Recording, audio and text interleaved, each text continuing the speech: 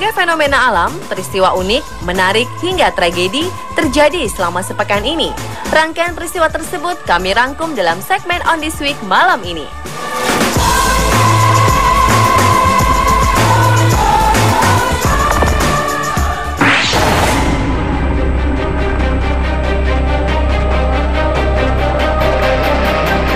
Minggu ini badai salju hebat menerjang sejumlah wilayah di Timur Tengah yang sebagian wilayahnya berupa gurun pasir gersang.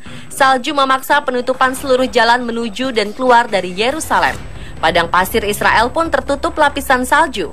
Wilayah yang diselimuti salju lainnya adalah Istanbul, Turki. Ibu kota Turki ini dilanda hujan salju dengan intensitas tinggi, yakni 75 cm. Ini merupakan rekor intensitas salju tertinggi dalam 28 tahun terakhir. Akibat kondisi ini, sekolah diliburkan.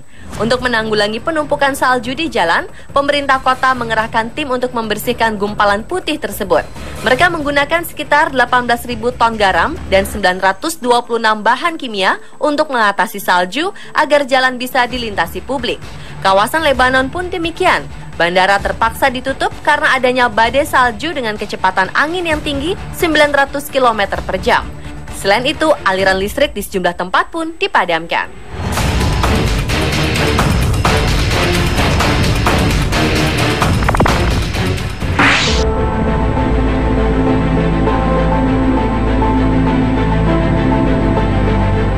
Dengan kondisi tubuh yang masih rapuh, mustahil bagi seorang balita untuk bisa bertahan hidup setelah terjatuh dari ketinggian. Namun, keajaiban terjadi pada bocah asal Tiongkok ini.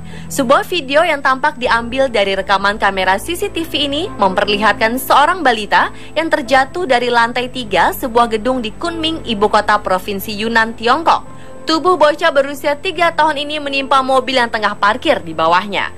Insiden ini berlangsung cepat dan kerasnya suara yang ditimbulkan si bocah saat menimpa badan mobil menggambarkan betapa mengerinya insiden tragis yang baru dialami.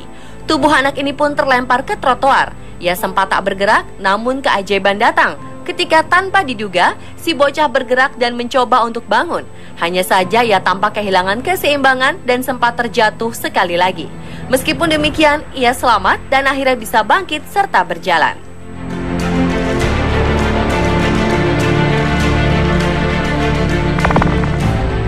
When I find myself in times of trouble, Mother Mary comes to me.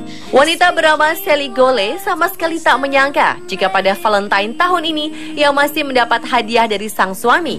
Ya, Sally sangat terkejut karena hadiah tersebut datang dari suami yang sudah meninggal 2014 lalu. Suami Sally, Jim, meninggal karena kanker otak. Pada 14 Februari lalu, untuk pertama kalinya, ia seorang diri di hari kasih sayang. Namun Jim yang sudah dipanggil Yang Maha Kuasa memastikan Sally mendapatkan kado hari Valentine yang membahagiakan seperti ketika dirinya masih hidup. Sally pun mendapatkan kiriman bunga dengan kartu berisi ucapan Happy Valentine's Day, honey. Stay strong, yours forever, love, Jim.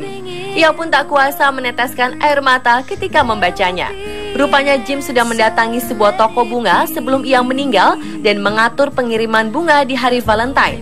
Tak hanya bunga saja, tetapi juga coklat.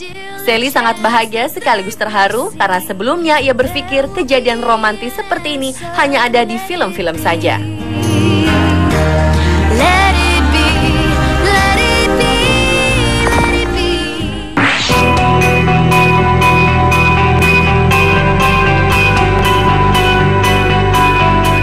Seorang bayi malang ditinggalkan begitu saja di rumah sakit oleh ibunya padahal usianya baru 2 minggu. Parahnya, kondisi bayi ini memprihatinkan lantaran menderita luka-luka akibat gigitan binatang. Kondisinya memprihatinkan karena ia mengalami sakit kronis, kegagalan fungsi organ seperti ginjal, hati, pernapasan, dan infeksi darah. Dr. Elena Leu, Koordinator Departemen Pediatri Rumah Sakit Konstanta, Rumania, mengatakan bahwa ini merupakan keajaiban bagi bayi malang ini karena ia masih hidup dan bertahan dari kondisinya. Akhirnya diketahui jika ibu sang bayi telah memiliki 8 anak lainnya. Ia mengalami masalah keuangan karena suaminya yang bekerja di Italia harus dipenjara karena kasus pencurian. Juru bicara Rumah Sakit Konstanta mengatakan setelah kondisi si bayi membaik, ia akan diserahkan kepada Lembaga Perlindungan Anak untuk diadopsi.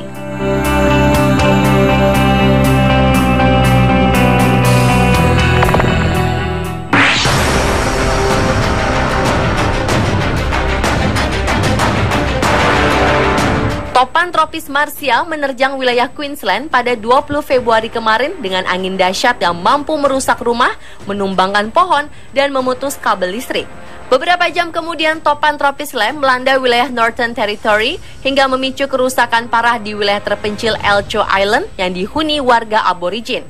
Akibatnya ratusan rumah warga rusak dan aliran listrik ke puluhan ribu rumah warga terputus. Meskipun kehancuran terjadi di beberapa lokasi, otoritas Australia belum menerima adanya laporan korban luka maupun hilang dan tewas. Kota Yepun yang berjarak 670 km dari Brisbane dan kota Rockhampton merupakan wilayah yang dilanda topan paling parah.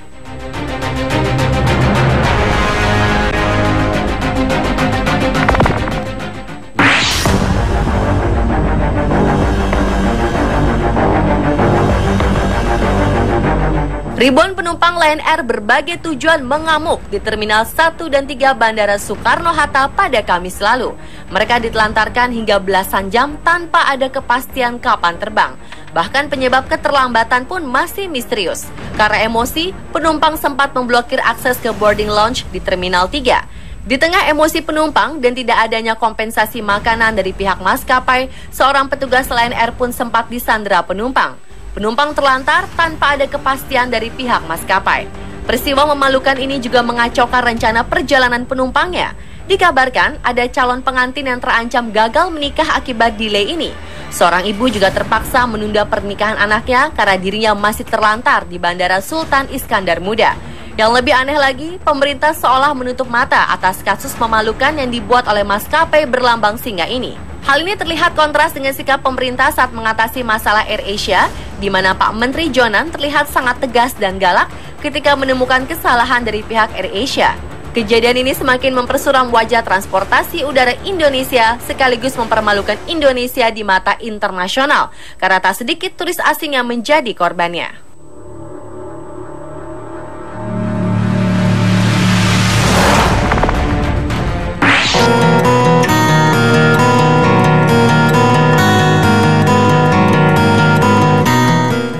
Mana yang tak ingin melihat anaknya menikah dan memiliki anak, apalagi jika usia si anak telah cukup umur. Seorang pria asal Dalian Liaoning, Tiongkok berbuat nekat dengan menculik seorang wanita untuk dijadikan istri. Pria bermarga Liu ini adalah satu-satunya anggota keluarga yang belum menikah sehingga ia takut dimarahi dan mendapat omelan dari orang tuanya. Merasa tertekan, pria ini nekat menculik seorang wanita dan dipaksa menikah dengannya. Pria ini menculik seorang wanita bermarga Tan di dekat tempatnya bekerja. Si pria mengikuti Tan yang baru pulang kerja hingga di tempat yang cukup sepi, kemudian menyeretnya ke parit dan semak-semak. Setelah 2 jam disandera, akhirnya ia mendapat pertolongan. Wanita ini menelpon kekasihnya ketika Liu lengah. Sang kekasih menghubungi polisi dan Liu pun tertangkap. Saat dibawa ke kantor polisi, Liu mengatakan ia sangat tertekan jika harus menjawab pertanyaan yang sama dari orang tuanya, saudara, dan keluarga besarnya. Mengapa sampai sekarang belum juga menikah?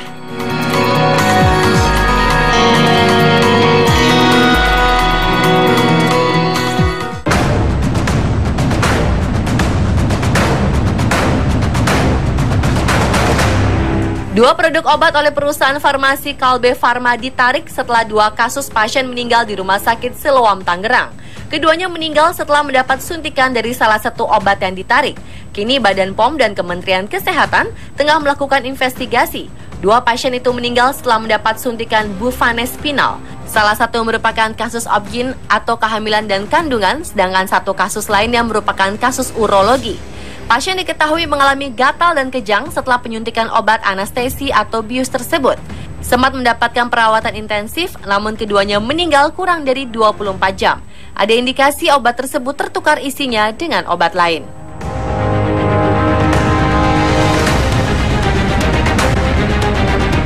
Itulah rangkaian peristiwa yang terjadi selama sepekan ini dalam On This Week.